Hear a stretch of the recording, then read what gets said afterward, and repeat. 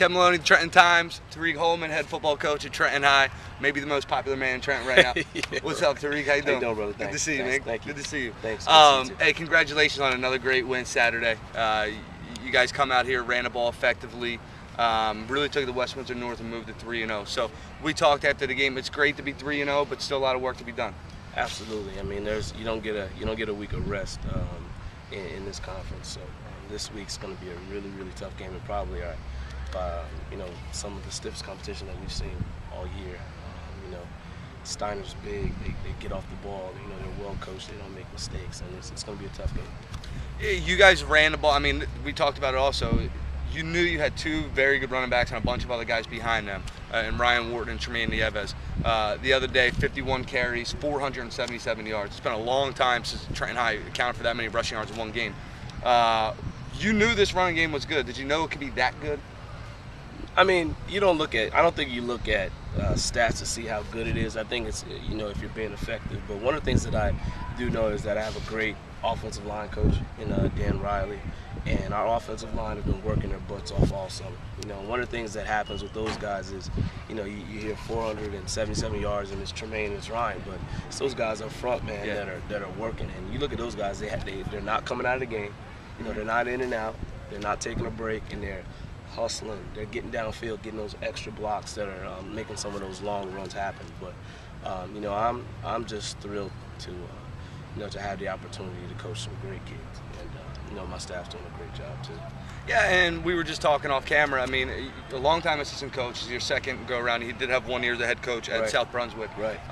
But the fact you were an assistant for so long, when you become a head coach and you assume a program, does that change your mindset? Does it make you more, coach-oriented, like instead of deferring to guys a little bit more maybe? Yeah, I mean, you got to have guys that you can trust. You got to be able to build a program around certain standards, and I've had some great mentors, and John Quinn was up at Elizabeth now, and Zorn Miller, who's at Montgomery, and starting with Jim Kramer. And I've just been around a lot of great coaches, and going all the way back to college, and Coach Fry and Coach Ferris who's there now. So kind of taking a little bit from each coach to kind of make me who I am. There's nothing really new under the sun. Yeah. And I'm just trying to piece things together, and kind of Coach Fry would call it scratch where it itches, and make this thing work. So I was able to come here and try to instill some of those things that I've learned throughout the years. You were talking about the big boys up front who've done a tremendous job for you guys offensively. Well, many of those guys are flipping over and playing the defensive line as well. Get you great push up there, and when you get push from the guys up front, it makes life easier on the linebackers, on the secondary, and it's really shown. He has a shutout in week 1. 2 touchdowns this last week. I don't want to say garbage time necessarily because one was a long bomb in the third quarter, right. But the defense has done a tremendous job. Obviously, really played well in that upset win over Nottingham.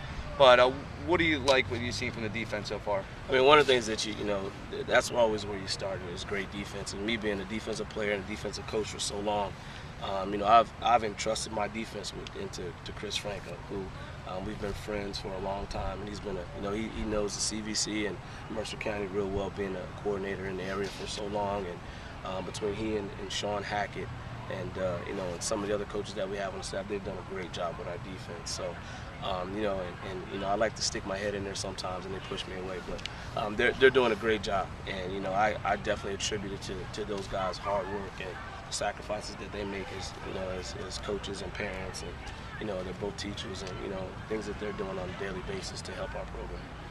You spent 2 seasons with the Tampa Bay Buccaneers, 99 and 2000. Incidentally, you have a head basketball coach in here in Greg Grant, who also played in the NBA. Right. The fact that all these kids, or many of these kids, aspire to play collegiate football, and if you aspire to play collegiate football, you also aspire to play in the NFL. And for you being a guy that's been there, I mean, did they ask you about that, or what that's like? It's kind of like a foot in the door with the kids sometimes. They're able to go on Google and see, that is Coach. He's this, but and then they want to test me a little bit. I said, look, you're beating up on an old, 37-year-old English teacher now. What does that look like?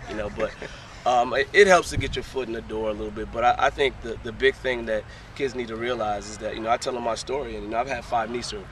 And what do you have that you can stand on, and that's your education.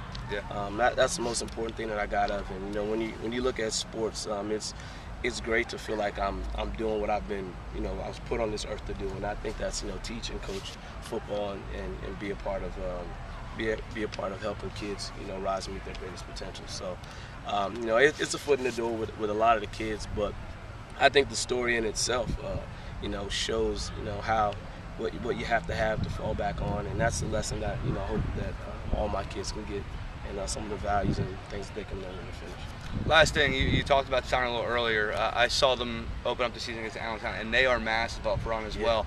It's going to be a fun battle to see how the lines match up there. But beyond that, what have you seen from those guys? They hung with Nottingham this past Saturday. Nottingham held on for the win. But they're a tough team, and Dan Caruso's really done a great job with that program the last few years. Right. He has, and they're definitely on the rise. And their record is definitely not exemplary of the type of team that they are at this point in the season. We're going to have our work cut out for us, and we're going to have to be on all cylinders, and you have to play a near perfect game to come out with a W this weekend. So we're planning, and we're trying to get prepared for battle. That's what it's going to be. All right, Terry. Well, listen, man, I appreciate a few minutes. Thanks. All the best this weekend, the rest of the season. Appreciate it. Thank you.